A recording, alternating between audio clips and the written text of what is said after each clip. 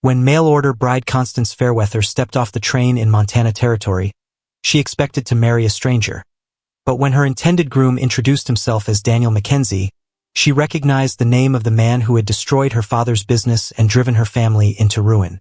Now face to face with her family's destroyer who doesn't seem to recognize her, will she expose his past sins or discover that everything she believed about her father's downfall was a lie? The train wheels screamed against the metal tracks as they pulled into Copper Creek Station. Constance Fairweather gripped her small leather bag so tight her knuckles turned white. Black smoke poured from the train's chimney, mixing with the golden dust that swirled around the small Montana town like a mini tornado. She had never been this far from home before. Chicago felt like a different world now, with its tall buildings and busy streets. Here, everything looked rough and wild. Wooden buildings lined the dusty main street, and horses tied to posts swished their tails at flies. Men in cowboy hats walked with heavy boots that made loud sounds on the wooden sidewalks. The train jerked to a stop, and Constance's stomach jumped with it. She looked at her reflection in the dirty window. Her brown hair was tucked neatly under her best hat, and her green traveling dress was the nicest thing she owned. But dust from the 3-day trip had settled on everything, making her look tired and worn. In her other hand, she held a letter that had been folded and unfolded so many times the paper felt soft like cloth. The words were burned into her memory. Looking for a good wife to share my ranch life. Will treat you with respect and give you a safe home. She had read it 100 times during the long journey west. A conductor with a gray beard opened the door to her train car. Copper Creek, he called out in a voice that could wake the dead. End of the line, folks. Constance stood on shaky legs. Her whole life fit into one trunk and the small bag she carried. Everything else had been sold to pay her father's debts after he died 6 months ago. The shame of losing their big house in Chicago still burned in her chest like a hot coal. She stepped onto the wooden platform and looked around at all the strangers. Cowboys loaded cattle into train cars, making a terrible noise that hurt her ears. Women in simple dresses hurried past with baskets of vegetables. Children ran between the adults, playing some kind of game that involved a lot of shouting. Where was he? The man who had written those kind letters, promising her a new start in this wild place. She had never seen his face, but his words had given her hope when she had none left. A group of men stood near the station house, all wearing hats that shadowed their faces. Which one was waiting for her? Her heart pounded so hard she could hear it over all the noise around her. Then she saw him, tall and strong-looking, holding a small bunch of wildflowers that looked tiny in his big hands. His brown coat was clean but worn, like something a working man would wear on his best day. When he took off his hat, she could see gray mixed in with his dark hair, and lines around his eyes that came from squinting in the sun. He looked exactly like she had imagined from his letters. Kind but serious. The type of man who would keep his promises. Miss Fairweather? His voice was deep and gentle, like distant thunder before a summer storm. Relief flooded through her like cool water. Yes, that's me. She tried to smile, but her lips felt stiff from nerves. He walked toward her with slow, careful steps. Up close, she could see that his eyes were gray like storm clouds, and his face was tanned from working outside. There were calluses on his hands when he reached out toward her. I'm Daniel Mackenzie, he said, offering her the wildflowers. Welcome to Montana Territory. The name hit her like a punch to the stomach. All the air seemed to leave her lungs at once. The flowers trembled in her hands as memories crashed over her like a terrible wave. Mackenzie. The name her father had whispered in fear during those last awful months. The name on all the papers that had taken their house, their business, everything they owned. The man who had destroyed her family without ever showing his face. The blood drained from her cheeks so fast she felt dizzy. The train station seemed to spin around her like a child's toy top. This couldn't be happening. This gentle rancher couldn't be the same monster who had crushed her father's dreams and left them with nothing. Miss. Daniel's voice sounded far away, even though he was standing right in front of her. Are you feeling all right? You look pale as a ghost. She tried to speak, but no words came out. Her throat felt closed up tight, like someone was squeezing it. All around them, life continued normally. People loaded wagons, horses snorted and stamped their feet, and children laughed as they played. But for Constance, the whole world had stopped moving. The ranch house sat on a small hill about 3 miles from town, surrounded by rolling grassland that stretched to the mountains. As their wagon bounced along the dirt road, Constance tried to make sense of what was happening. The man sitting beside her looked nothing like the evil person she had imagined. His hands were gentle on the horse's reins, and he pointed out landmarks along the way with the pride of someone who truly loved this land. "That's Eagle Peak," he said, nodding toward a tall mountain with snow on top. "When the sun hits it just right in the morning, it glows like gold." Constance nodded but didn't trust herself to speak yet. Her mind was racing faster than the wagon wheels. Could there be 2 Daniel Mackenzies? It was possible, wasn't it? Mackenzie was a common name, especially out here where so many people had come from Scotland and Ireland. The house was smaller than she had expected, but well-built and welcoming. A wide porch wrapped around the front, with chairs that looked perfect for watching sunsets. Flower boxes under the windows held the last blooms of summer, and everything looked neat and cared for. "It's not fancy," Daniel said as he helped her down from the wagon, "but it's solid and warm. Built it myself 5 years ago." Inside, the rooms were simple but comfortable. The kitchen had a big wooden table and chairs made by hand. Shelves held dishes and books, and dried herbs hung from the ceiling beams. Through the windows, she could see rolling hills covered with cattle. "You must be hungry after that long trip," Daniel said, moving around the kitchen like he was used to cooking for himself. "I made beef stew yesterday. It's even better the second day." As he served her a bowl of the thick, rich stew, Constance studied his face. There was kindness in his gray eyes, and his movements were careful and respectful. He had pulled out her chair and waited for her to sit before taking his own seat. Everything about him seemed gentle and thoughtful. "Tell me about Chicago," he said as they ate. "Your letters mentioned you were a teacher there." "I taught at a small school for girls," she managed to say. Her voice sounded strangely normal, even though her heart was still racing. "I loved working with the children." "We could use a teacher here," Daniel said, his face brightening. "Most of the ranch families teach their own kids, but they don't get much past reading and simple arithmetic. You could make a real difference." The way he talked about her skills and dreams made something warm grow in her chest, despite her confusion and fear. In Chicago, people had looked at her with pity after her father's business failed. Here, this man was talking about her like she had value, like she could build something important. "What made you decide to look for a wife through the newspaper?"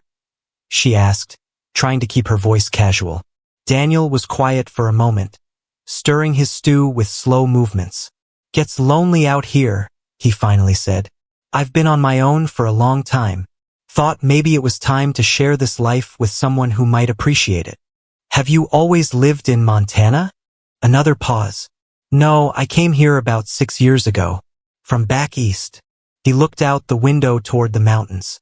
"Sometimes a man needs to start fresh, you know? Leave the past behind and build something new."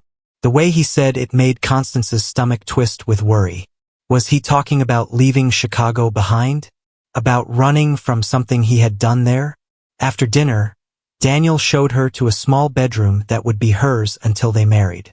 It was clean and comfortable, with a quilt on the bed that looked like it had been made by loving hands. "This was my sister's room when she visited last year," he explained. "She lives in California now with her husband. Said I needed to find someone to fill up this quiet house with laughter." Alone in the room, Constance sat on the bed and tried to think clearly. Everything about Daniel seemed good and honest. He treated her with respect, listened to her ideas, and talked about their future like they would be true partners. But that name, Mackenzie, couldn't be a coincidence, could it? She opened her small bag and pulled out the only picture she had of her father. In it, he was standing in front of their old house in Chicago, smiling and proud. Before everything went wrong. Before the bills started coming and the worried looks and the whispered conversations about money. "That Mackenzie fellow is squeezing us dry," her father had said one night when he thought she wasn't listening. He's got us trapped, and he knows it. Now she was sitting in Mackenzie's house, getting ready to become his wife. The man who might have destroyed her father was offering her wildflowers and talking about building a school for the local children. Outside her window, coyotes began their evening song, wild and lonely across the vast Montana darkness. Constance lay down on the soft quilt and stared at the ceiling, wondering if she was about to marry her family's destroyer, or if she was going crazy from too much worry and not enough sleep. Tomorrow she would have to decide whether to stay and learn the truth, or run back to Chicago and the poverty waiting for her there. But tonight, listening to the wind whisper across the grassland, she felt more alone than she ever had in her life. The rooster's loud crow at dawn made Constance jump out of bed like the house was on fire. She had barely slept, her mind spinning with questions that had no good answers. Through her small window, she could see Daniel already outside, feeding hay to his horses in the morning mist. She dressed quickly in her second-best dress and found the kitchen empty except for a plate of biscuits and a note written in neat handwriting. Gone to check the cattle on the north pasture. Back by noon. Make yourself at home. D. This was her chance. If Daniel really was the man who had ruined her father, there might be proof somewhere in this house. Her hands shook as she looked around the quiet rooms, feeling like a thief in the morning light. The main room had a desk in the corner with papers scattered across it. Most looked like normal ranch business bills for feed, letters from cattle buyers, notes about fixing fences. But underneath a stack of receipts, she found something that made her heart stop. A letter with fancy writing at the top that said, Chicago Financial Services. Her father's business had dealt with them before everything went wrong. She picked it up with trembling fingers and read the first few lines. Dear Mr. Mackenzie, regarding your investment properties in the Chicago Business District. The paper slipped from her hands and floated to the floor like a falling leaf. This was proof. Daniel Mackenzie wasn't just some rancher who happened to have the same name as her family's destroyer. He was the same man. But as she bent to pick up the letter, more words caught her eye. Words that didn't make sense with what she thought she knew. The letter talked about unfortunate circumstances and being forced to protect your investments. It mentioned someone named James Fairweather, her father's name. Her legs felt weak, so she sat down in Daniel's chair and read the whole letter twice. It painted a picture that was different from what she had always believed. According to this letter, her father had borrowed money from Daniel years ago to start his business. But when times got hard, her father had tried to run away without paying it back. The letter said Daniel had been patient and understanding, but finally had no choice but to take legal action to protect himself. It talked about Daniel as if he was the one who had been hurt, not the one doing the hurting. Constance's head began to pound like someone was hitting it with a hammer. Could her father have lied to her? Had he told her only part of the story to make himself look better? She heard hoofbeats in the distance and quickly put the letter back where she found it. But her hands were shaking so badly, she knocked over a small wooden box, spilling its contents across the desk. Among the scattered items was a small photograph that made her gasp out loud. It showed two young men standing in front of a building with a sign that read Mackenzie and Fairweather Trading Company. One of the men was clearly a younger Daniel. The other was her father, but he looked happy and proud, with his arm around Daniel's shoulder like they were the best of friends. The front door opened just as she was trying to put everything back in the box.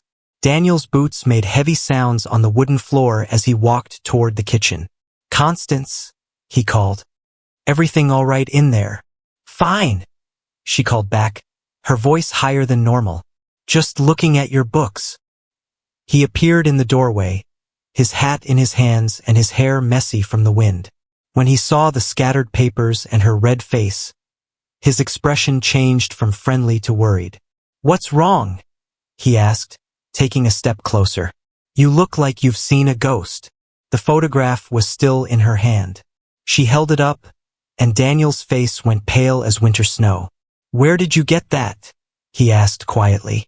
It fell out of your box when I... She stopped, realizing she had been caught looking through his private things. I'm sorry.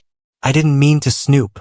Daniel walked over slowly and took the photograph from her hand. He stared at it for a long moment, his gray eyes sad and distant. "That was taken 15 years ago," he said finally. "Back when James and I were partners. Before everything went wrong." "Partners." The word came out as a whisper. "Your father never mentioned me, did he?" Daniel sat down heavily in the chair across from her. "I guess I shouldn't be surprised. By the end, he wanted to pretend I never existed." Constance felt like the room was spinning around her. "But he said, he told me you stole everything from him. That you were a terrible man who destroyed honest people for money." Daniel's laugh was bitter and sad. "I suppose that's easier than telling your daughter that you tried to cheat your best friend out of everything he'd worked for." The morning sun streamed through the windows, making dust particles dance in the air between them. Outside, birds sang their cheerful songs, but inside the house, silence stretched like a tight rope ready to snap. "Tell me the truth," Constance said, her voice barely louder than breathing. "All of it." Daniel stood up and walked to the window, looking out at his cattle scattered across the green pasture. When he finally spoke, his voice sounded tired, like he was carrying a heavy load. "Your father and I grew up on the same street in Chicago," he began. "Poor families, big dreams. We promised each other that someday we'd be rich enough to help our folks and live in big houses." Constance watched his reflection in the glass as he talked. Even from behind, she could see the sadness in the way his shoulders curved. "When we were 22, we started the trading company together. James was good with people, could sell anything to anyone. I was better with numbers and planning. We made a perfect team."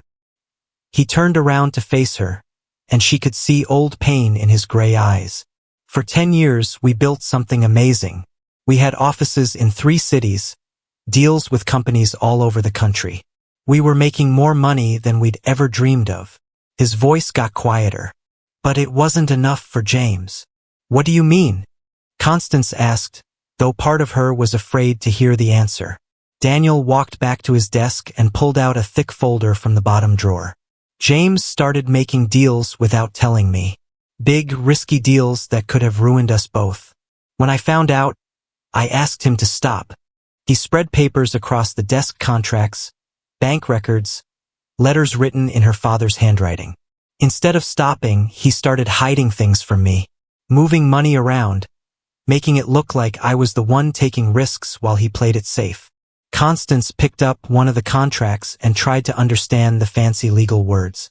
It was signed by her father, but Daniel's name was nowhere on it, even though the company name said Mackenzie and Fairweather.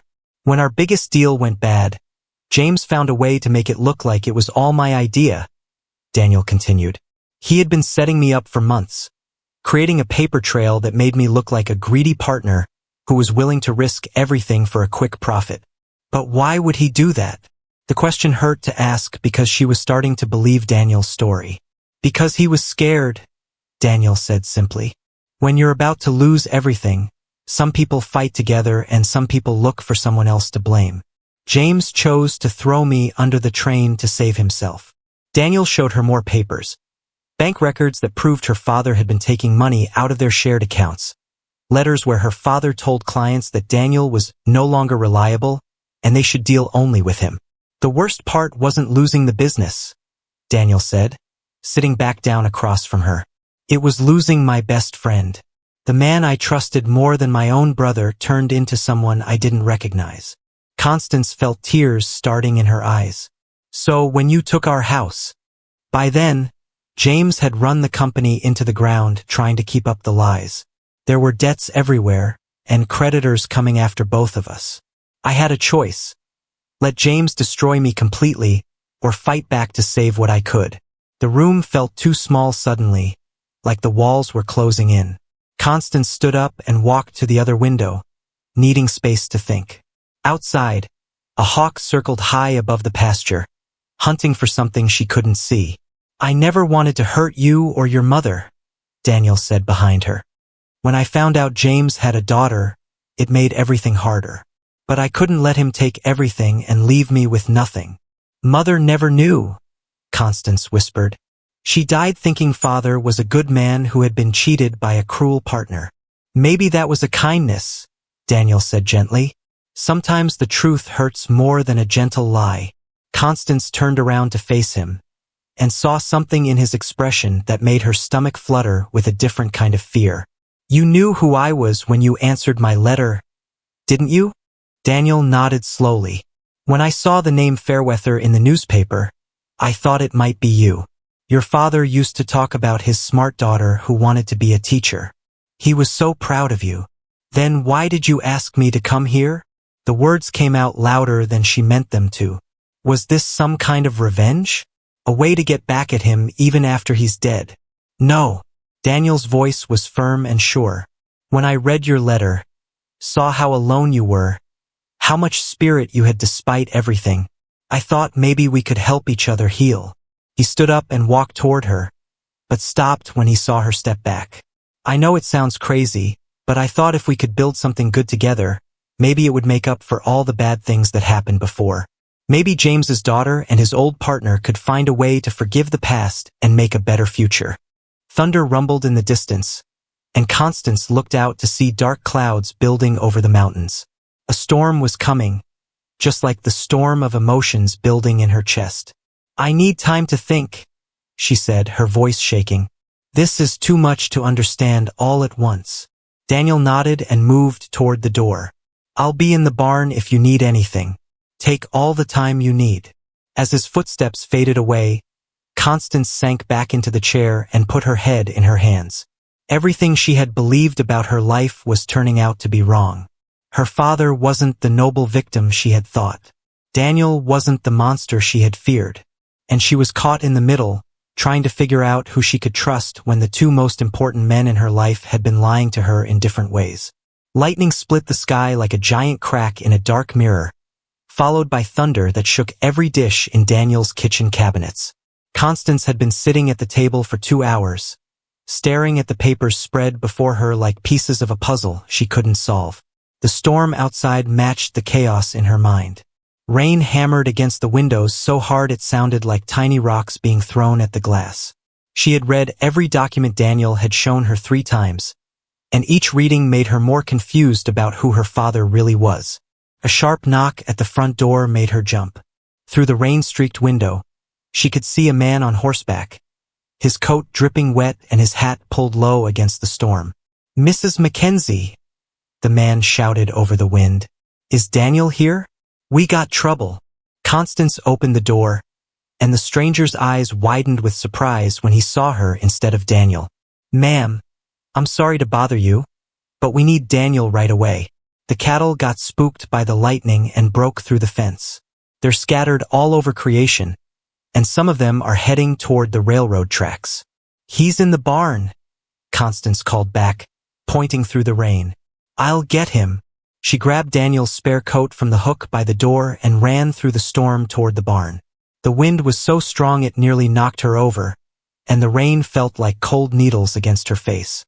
Inside the barn, Daniel was brushing down his horse, talking to the animal in low, gentle tones. When he saw Constance burst through the door, soaking wet and breathing hard, his face filled with concern. What's wrong? He asked, dropping the brush and moving toward her. Your cattle broke loose, she gasped, trying to catch her breath. A man on a horse said they're heading for the train tracks.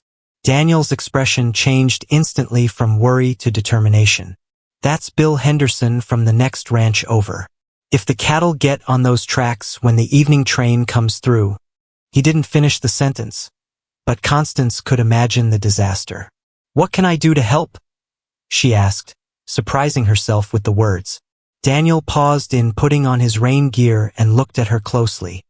You don't know anything about cattle. But I can learn, she said firmly. And you need all the help you can get, don't you? A smile flickered across Daniel's face despite the emergency. Can you ride a horse? I rode ponies when I was little, Constance said, trying to sound more confident than she felt. Daniel quickly saddled 2 horses while explaining what they needed to do. Cattle are herd animals. If we can get the lead cows turned around, the others will follow. But we have to be careful not to spook them worse. or they'll run in all directions. As they rode out into the storm, Constance felt a thrill of excitement mixed with terror. The rain made it hard to see more than a few feet ahead, and her horse kept slipping in the mud. But there was something powerful about racing across the prairie with Daniel, working together to solve a problem. They found Bill Henderson and 2 other neighbors trying to round up about 50 head of cattle who were milling around in confusion near a broken fence. The animals' eyes were white with fear, and they kept jumping at every flash of lightning. "The evening train comes through in an hour," Bill shouted over the storm. "If these beasts get on those tracks." Daniel took charge immediately, directing the other men to spread out and slowly push the cattle away from the railroad line. "Constance, stay behind me and follow my lead. Don't make any sudden moves."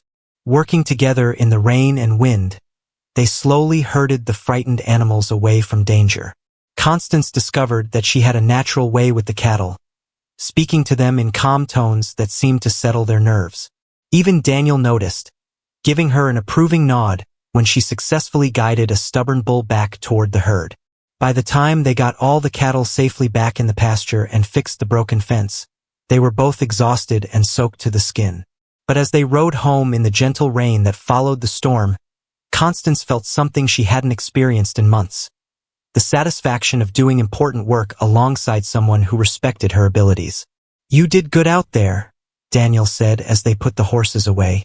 Bill Henderson was impressed. "Said you handled those cattle like you'd been doing it all your life." Constance felt warm pride spreading through her chest. It felt good to be useful. "You've been useful since the moment you arrived," Daniel said quietly. "I just wish." "What?"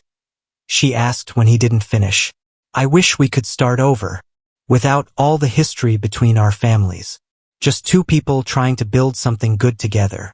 Standing in the barn with hay dust floating in the lamplight and the smell of horses around them, Constance felt the anger she'd been carrying begin to soften. This man who had worked beside her in the storm, who trusted her with his cattle and praised her efforts, didn't seem like someone who would destroy families for money. "Maybe we can," she said softly. "Start over, I mean." But even as she said the words, she knew it wouldn't be that simple. The past was like a shadow that followed them everywhere, and she still didn't know the whole truth about what had happened between Daniel and her father. The next morning dawned clear and bright, as if the storm had washed the world clean. Constance woke up feeling different, stronger somehow, like she had discovered something about herself during the cattle rescue that she hadn't known before. At breakfast, Daniel seemed different too, less careful with his words, more like the man who had written those warm letters that brought her to Montana in the first place. "I've been thinking about what you said yesterday," he began, buttering a piece of fresh bread, "about wanting to know the whole truth." Constance set down her coffee cup and looked at him directly. "I'm ready to hear it." Daniel stood up and walked to a chest in the corner of the room. From it, he pulled out a small wooden box that looked like it had been handled many times over the years. "These are letters your father wrote to me," he said, setting the box on the table between them. "All of them, from the very beginning of our partnership until the very end." Constance's hands trembled as she opened the box. Inside were dozens of letters, some written on fancy business paper, others on simple notebook pages. They were arranged in order by date, starting 15 years ago. The first letters were full of excitement and friendship. Her father wrote about their dreams, their plans, how lucky he felt to have Daniel as a partner. His handwriting was neat and cheerful, and he signed each letter "Your friend always, James." As Constance read through the years, she could see how things gradually changed. The letters became more worried, then secretive, then finally desperate.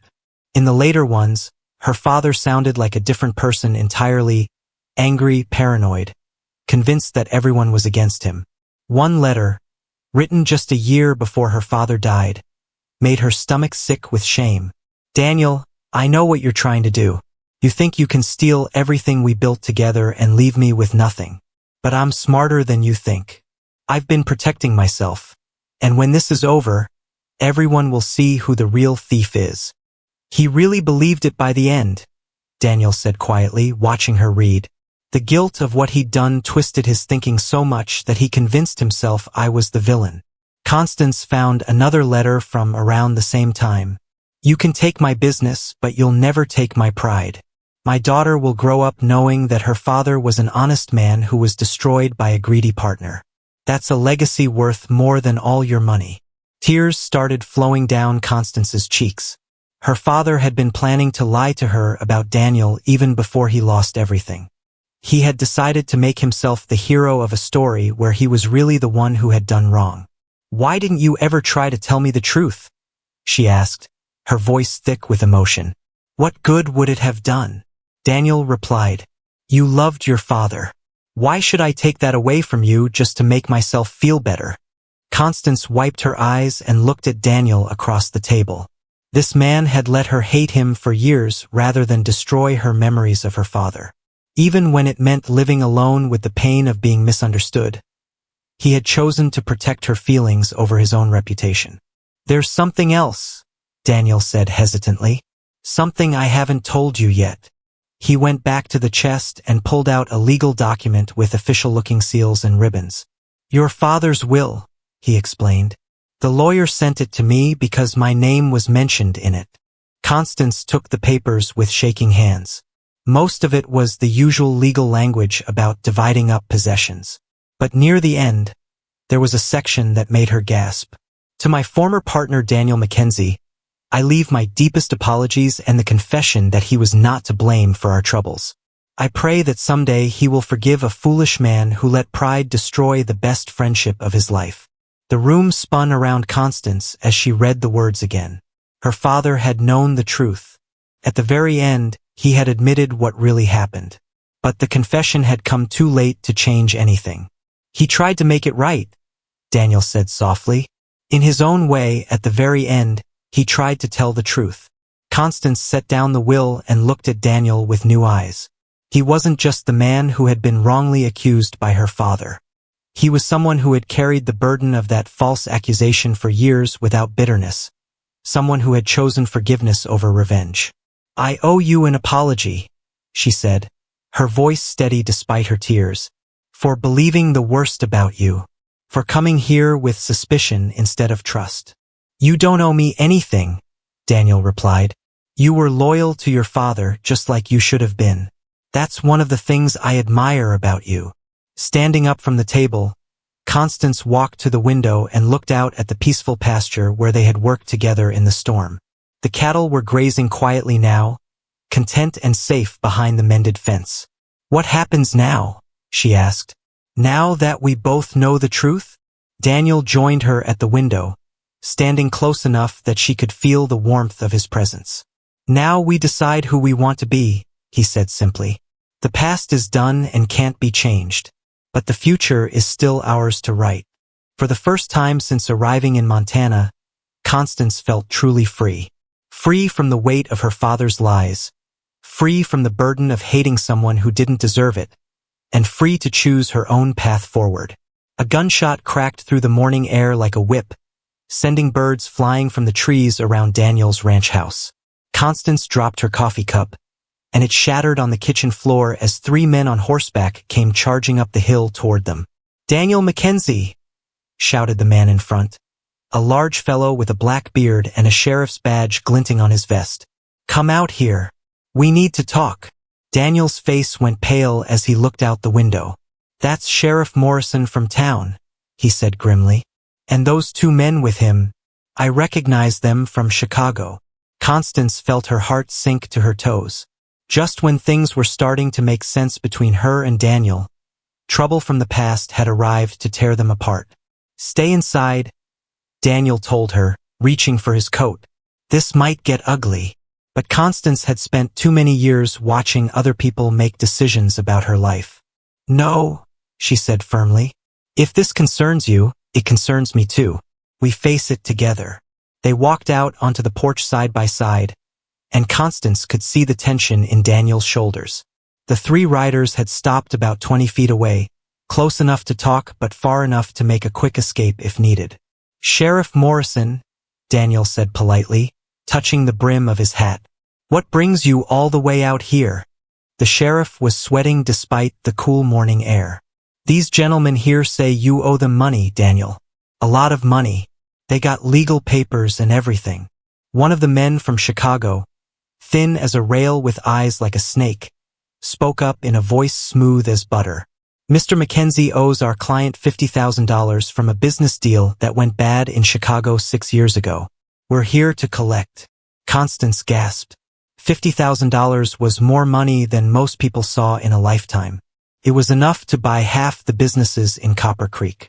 "That debt was settled," Daniel said calmly, but Constance could hear the anger underneath his words. "I have the papers to prove it." The snake-eyed man smiled, but it wasn't a friendly smile. "Funny thing about papers, Mr. Mackenzie. Sometimes they get lost. Sometimes judges change their minds about old decisions. Sometimes debts that looked settled suddenly aren't settled anymore." Sheriff Morrison looked uncomfortable, like he'd rather be anywhere else in the world. "Daniel, I got to follow the law. These men have a court order from Chicago saying you owe this money. If you can't pay, then we take the ranch," finished the second Chicago man, who was short and round like a barrel. "This land, the cattle, the house, everything. It's all legal and proper." Constance felt fury rising in her chest like steam from a boiling kettle. These men were trying to steal everything Daniel had built, just like her father had tried to do years ago. But this time, she wasn't going to stand by and let it happen.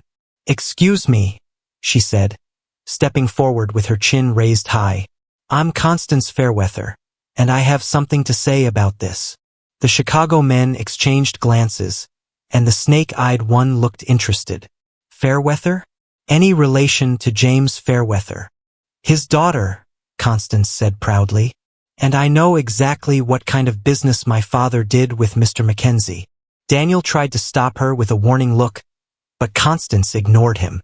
She had spent too many years being protected from the truth, and she wasn't going to hide anymore. "My father was Daniel's partner," she continued, her voice carrying clearly across the yard. "And my father was the one who broke their agreement. Daniel didn't steal anything. He was defending himself from my father's lies and cheating." The barrel-shaped man laughed nastily. "That's a pretty story, miss, but it don't change the law. Your sweetheart here still owes money to our client, and we're here to collect it." "Who is your client?" Constance demanded. "Who's really behind this?" The two men looked at each other again, and Constance saw something pass between them, a look that said they knew more than they were telling. "That's private business," the snake-eyed man said finally. "All you need to know is that Mr. Mackenzie has 3 days to come up with $50,000, or we take everything he owns." As the three riders turned to leave, Sheriff Morrison lingered for a moment. "Daniel, I'm real sorry about this, but the law is the law, and these papers look official to me." After they were gone, Daniel slumped against the porch railing like all the strength had gone out of him. 6 years, he said quietly. "I thought I was finally free of all that Chicago business." "There's something strange about this," Constance said, her mind working fast. "Did you notice how they reacted when I mentioned father's name? And they wouldn't say who their client really is." Daniel looked at her with hope flickering in his gray eyes. "What are you thinking?" "I'm thinking someone in Chicago still has a grudge against you," Constance said. "Someone who knew about your history with my father and wants to use it to destroy you." They spent the rest of the morning going through Daniel's papers, looking for anything that might help them fight the new claim. But everything seemed to be in order. Daniel had proof that all his old debts were paid, documentation of the legal settlement, even letters from lawyers saying the matter was closed. "It's like someone reached back through time and changed history," Daniel said, frustration clear in his voice. That afternoon, Constance made a decision that surprised even herself. "I'm going to town," she announced, putting on her best dress and hat. "What for?" Daniel asked. "To send some telegrams," she said determinedly. "I still have friends in Chicago, people who worked for father and knew about his business dealings. If someone is trying to frame you again, I'm going to find out who it is." At the telegraph office in Copper Creek, Constance sent messages to 3 different people in Chicago, asking them to investigate the court order and find out who was really behind the new debt claim.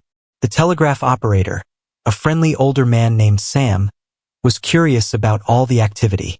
"Lot of interest in Daniel Mackenzie all of a sudden," Sam commented as he sent the third message. "Had another fellow in here yesterday asking about him too." Constance's heart skipped a beat. What kind of fellow? City type. Fancy clothes, smooth way of talking. Asked a lot of questions about Daniel's ranch.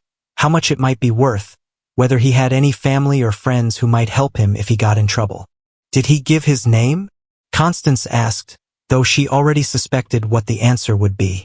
Said he was a traveling businessman. But I seen his type before. The kind that only shows up when there's money to be made or trouble to be caused. Walking back to the ranch as the sun set behind the mountains, Constance felt pieces of a puzzle starting to come together in her mind. Someone had been planning this attack on Daniel for a while, gathering information and setting up the legal trap. But who had that kind of power and that much hatred for one Montana rancher? As she reached the house, she saw Daniel waiting on the porch, his face grim in the fading light. "Any luck?" he asked. "Maybe," she said. "But Daniel, I think this is bigger than just a debt collection. I think someone is trying to finish what my father started, destroying you completely." The question that neither of them wanted to ask hung in the air between them. Who hated Daniel Mackenzie enough to pursue him across half the country and 6 years of time? The telegraph responses started arriving the next morning like urgent birds carrying bad news. Constance read each message with growing alarm as a picture emerged of careful planning and deep-seated revenge. Her first contact in Chicago, a clerk named William who had worked in her father's office, sent the most shocking news. Court order is real, but judge who signed it received large payment from unknown source 3 days before. Case was rushed through system unusually fast. Something smells rotten. The second telegram came from Mrs. Hartford, who had been her father's secretary. Man asking questions about Mackenzie visited 3 lawyers' offices last month. Described as well-dressed gentleman with limp from old injury. Paid cash for all services. But it was the third message that made Constance's blood run cold. Charles Weatherby still alive and living in Chicago mansion. Never got over losing fortune when Mackenzie Fairweather business collapsed. Has been planning revenge for years. Heard him say he would destroy Mackenzie if it was last thing he did. Constance's hands shook as she showed the telegrams to Daniel. Charles Weatherby had been their biggest client in the old days. A wealthy man who had invested heavily in James and Daniel's trading company. When the business fell apart, Weatherby lost everything and blamed both partners equally. "I thought he died in a carriage accident 3 years ago," Daniel said, reading the messages twice. "That's what I heard through the Chicago newspapers. Apparently he just wanted people to think he was dead," Constance replied grimly, "while he was planning his revenge." Daniel stood up and began pacing around the kitchen like a caged wolf. Weatherby always was a patient man, and he had enough money before the crash to hire the best lawyers, the best investigators. If anyone could reach across 6 years and fake a legal debt, "We have to stop him," Constance said firmly. "But how do we fight someone with that much power and money?" Before Daniel could answer, they heard horses approaching fast. Through the window, they could see Sheriff Morrison riding up with the 2 Chicago men. But this time they had brought reinforcements, 6 more men with guns and official-looking papers. "Daniel Mackenzie," called the snake-eyed man. "We've come to take possession of this property. You've got 10 minutes to gather your personal belongings and clear out." 10 minutes. Daniel's voice was deadly quiet. "You said 3 days yesterday." The barrel-shaped man grinned nastily. "Plans changed. Our client decided he wanted to move faster. Don't worry. We'll take good care of your ranch." Sheriff Morrison looked even more uncomfortable than before. "Daniel, I got new orders from the territorial government. Says here you've been declared in default on multiple debts. I got to enforce this eviction notice." Constance felt something fierce and protective surge up inside her. She had watched her father destroy himself and others with lies and greed. She had seen Daniel suffer for years because of false accusations. But she would not stand by and watch evil men steal everything he had worked for. "Sheriff Morrison," she said, stepping forward with authority in her voice that surprised everyone, including herself. Before you throw us off this land, don't you think you should check on the legal papers these men are carrying? Ma'am, I already looked at them, the sheriff said apologetically. They appear to be in order. Did you check them against the territorial records? Constance pressed. Did you verify that the court in Chicago that supposedly issued this order actually exists? Did you confirm that the judge who signed it has the authority to make decisions about Montana property? The Chicago men exchanged nervous glances. The snake-eyed man spoke up quickly. Now see here, miss. You can't just question official legal documents. Actually, I can, Constance said, pulling out the telegrams she had received. Especially when I have evidence that those documents are forgeries, paid for by a man who supposedly died 3 years ago. She handed the telegrams to Sheriff Morrison, who read them carefully while the Chicago men fidgeted and whispered to each other. Well, the sheriff said slowly. Says here the judge who signed this order took a bribe. And this Charles Weatherby fellow, if he's supposed to be dead, how can he be making legal claims? Those are lies, shouted the barrel-shaped man. That woman is making up stories to protect her boyfriend. But Constance wasn't finished. There's one more thing, Sheriff. The man who's been asking questions around town, the one with the limp and the fancy clothes? I believe that's Charles Weatherby himself. He's been here, planning this whole thing in person. Sheriff Morrison looked at the Chicago men with new suspicion. Is that true? Is your boss here in Montana? The silence that followed was answer enough. Finally, the snake-eyed man cracked under the pressure. Look, we're just doing a job, he said desperately. We don't ask questions about who pays us or why. If there's something wrong with the papers, that's not our fault. But taking a man's property based on fake documents is theft, Sheriff Morrison said firmly. And I can't allow that to happen in my territory.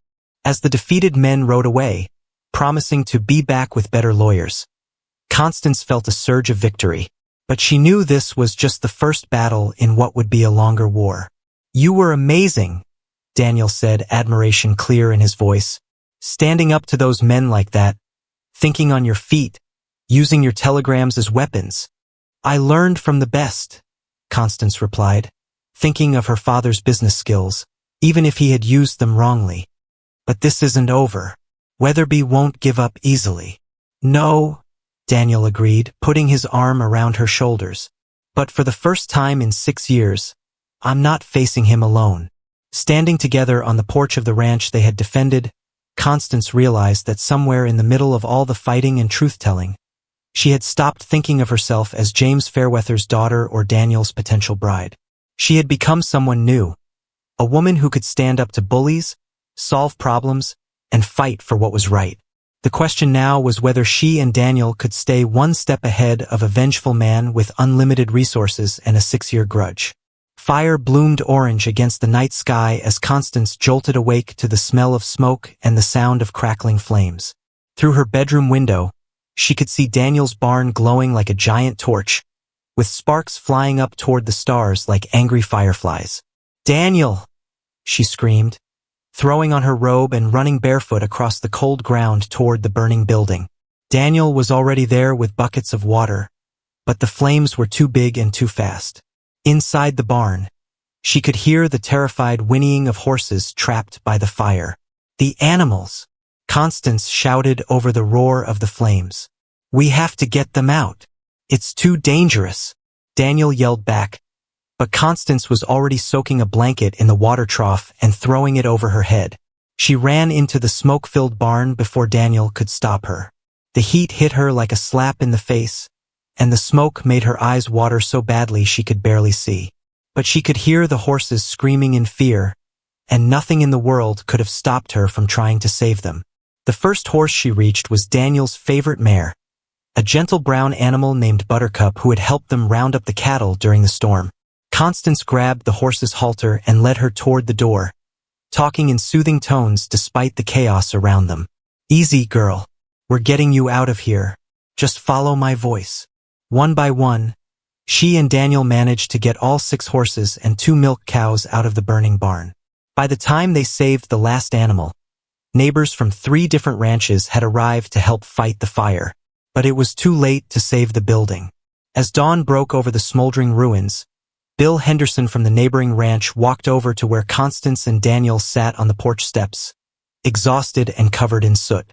"Found this near the back of the barn," Bill said grimly, holding up a small metal container that smelled like kerosene. "This fire wasn't no accident, Daniel. Someone set it on purpose." Daniel's jaw tightened with anger, but Constance felt something even stronger, a cold determination that surprised her with its intensity. "Weatherby," she said simply. "He's trying to scare us into giving up." "Well, it ain't gonna work," declared Martha Henderson, Bill's wife, who had arrived with food for everyone. "We don't let city bullies come out here and terrorize our neighbors." As word spread through the valley about the barn fire, something unexpected began to happen. Ranch families who barely knew Daniel started showing up with supplies, tools, and offers to help rebuild. The local preacher arrived with lumber donated by the church. Even the town doctor came out to check that everyone was unhurt. "I don't understand," Constance said to Martha as they watched a dozen men already starting to frame a new barn before the old one had stopped smoking. "Why are all these people helping us?" Martha smiled and handed Constance a cup of hot coffee. "Honey, when someone tries to burn out one of us, they're threatening all of us. We mountain folk stick together, especially against outside troublemakers." By afternoon, Constance realized that Weatherby's attack had backfired completely. Instead of making Daniel feel alone and helpless, it had brought the whole community together to support him. Men who had never spoken to each other before were working side by side, sharing tools and stories. But the real surprise came when Sheriff Morrison rode up with a telegram in his hand and excitement on his face. "Daniel, Constance, you're gonna want to hear this," he called out, dismounting from his horse in a hurry. The telegram was from a lawyer in Chicago, not one of Weatherby's people, but an honest attorney who had been investigating the fake debt claims. "Charles Weatherby is under arrest," Sheriff Morrison read aloud. "Chicago police raided his mansion this morning and found evidence of multiple crimes: bribery, fraud, document forgery, and conspiracy. The fake debt claims against Daniel Mackenzie have been officially dismissed by the territorial court." A cheer went up from all the workers, and Constance felt tears of relief streaming down her face. After months of fear and uncertainty, the nightmare was finally over. But the biggest surprise was yet to come. As the celebration continued around them, Daniel pulled Constance aside to a quiet spot near the vegetable garden. "There's something I need to tell you," he said, his voice serious despite the happy noise behind them. "Something I should have said weeks ago." Constance's heart started beating faster. "What is it?" "When I first wrote to you, when I answered your letter in the matrimonial paper, I thought I was looking for a wife to help run this ranch and maybe have children someday." Daniel took her hands in his calloused ones. "But somewhere along the way, that changed." "Changed how?" she whispered. "I fell in love with you," he said simply. "Not with the idea of having a wife, but with you specifically. Your courage, your intelligence, the way you fought for what was right even when you were scared. The way you ran into a burning barn to save animals you barely knew."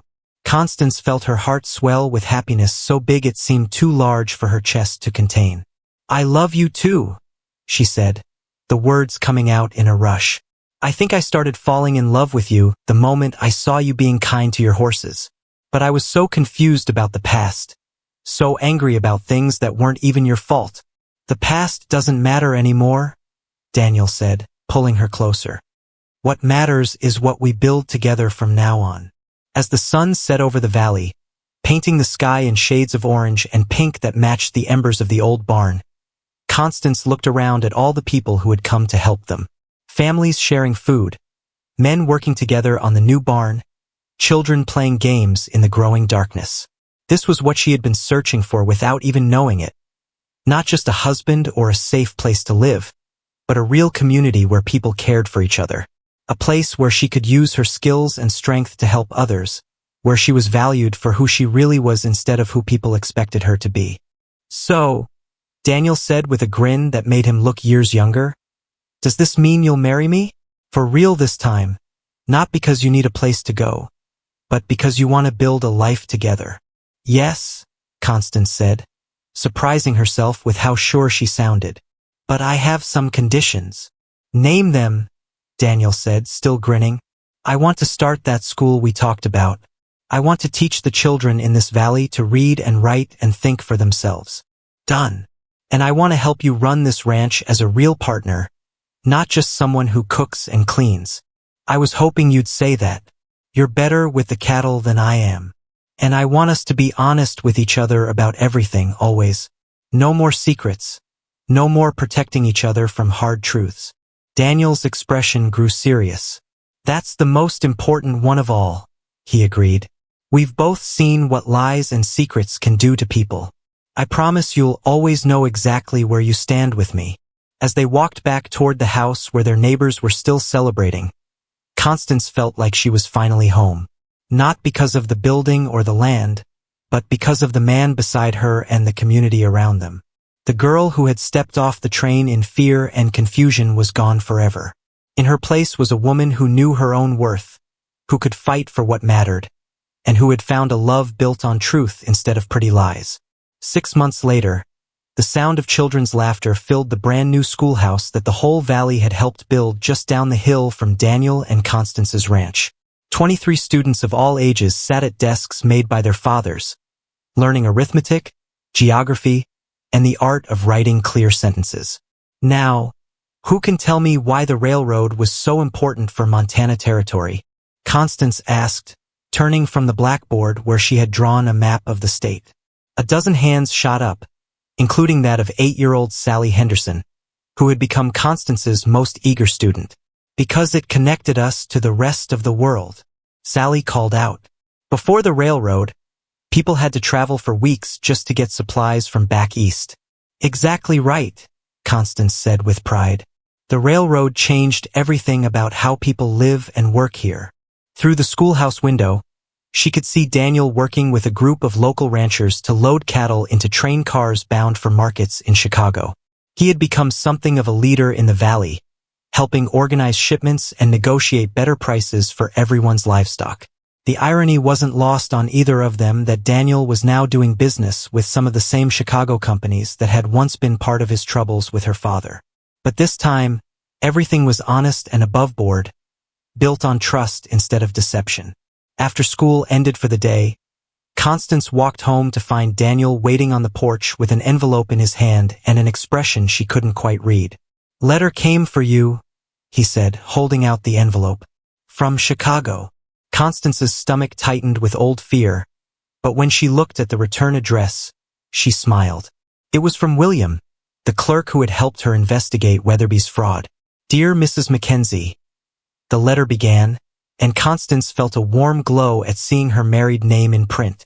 "I thought you would want to know that Charles Weatherby was sentenced yesterday to 10 years in federal prison for fraud and conspiracy. The judge said it was one of the most elaborate revenge schemes he had ever seen." "Good," Daniel said when she read him the letter. "Maybe now other people he hurt can get some justice too." "There's more," Constance continued reading. "The court also ordered Weatherby to pay damages to everyone he defrauded, including you.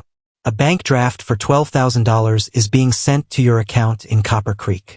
Daniel whistled low. "That's more money than this ranch makes in 3 years. What should we do with it?" Constance asked, though she had some ideas of her own. "Well," Daniel said thoughtfully, "I was thinking the schoolhouse could use a proper library, and maybe we could help some of the struggling families in the valley get better equipment for their farms." Constance felt her heart swell with love for this man who always thought of others before himself. "I was thinking the same thing. We have everything we need right here."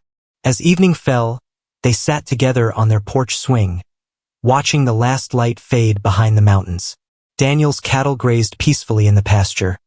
The new barn stood strong and proud where the old one had burned, and smoke rose gently from chimneys throughout the valley as families settled in for the night.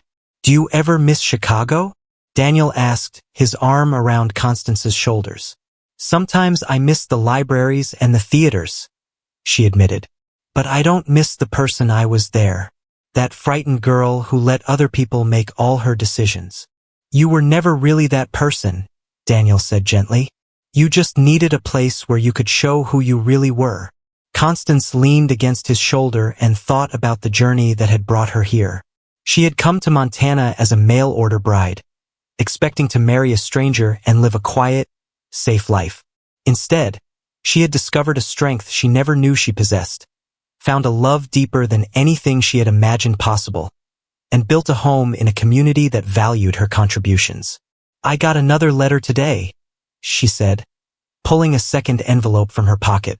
From the Territorial Education Department. Daniel raised an eyebrow. Good news or bad news?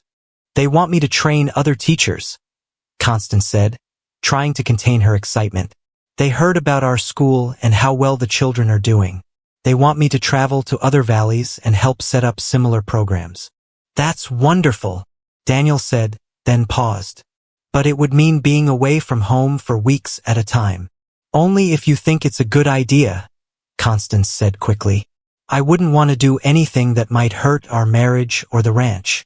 Daniel turned to face her fully, his gray eyes serious but warm. Constance, do you remember what you made me promise before we got married? About being honest with each other always. She nodded. Then I need to tell you something honestly. Watching you teach, seeing how you light up when you talk about education, knowing that you have skills that could help children all over the territory. He smiled. I would be proud to have a wife who was known throughout Montana as the woman who brought learning to the frontier. Tears of happiness sparkled in Constance's eyes. You really mean that? I really mean that. Besides, Daniel added with a grin, I've gotten pretty good at running this ranch on my own, and I'll always be here when you come home. As stars began to appear in the vast Montana sky, Constance reflected on how much her life had changed. She had started this journey believing that her worth came from being useful to others, from making herself small enough to fit into whatever space was offered to her. Now she understood that her real worth came from being authentically herself, a woman with her own dreams, her own strengths, and her own contribution to make to the world. She had found a partner who celebrated those qualities instead of trying to diminish them, and a community that valued her skills and spirit. The frightened girl who had stepped off the train in Copper Creek was gone forever, replaced by a woman who knew her own power and wasn't afraid to use it. The lies and deceptions of the past had been burned away like chaff in a fire, leaving only the pure gold of truth and love. Mrs. Constance Mackenzie, frontier educator, Daniel said teasingly, has a nice ring to it. Mrs. Constance Mackenzie, rancher's wife and teacher extraordinaire, she corrected with a laugh. That sounds even better. As they rocked gently on their porch swing, surrounded by the peace and beauty of their valley home, Constance knew that she had finally found what she had been searching for all her life. Not just safety or security, but a place where she could grow into the fullest version of herself, surrounded by love and endless possibility. The future stretched ahead of them like the vast Montana sky, full of stars and promise and dreams waiting to be fulfilled.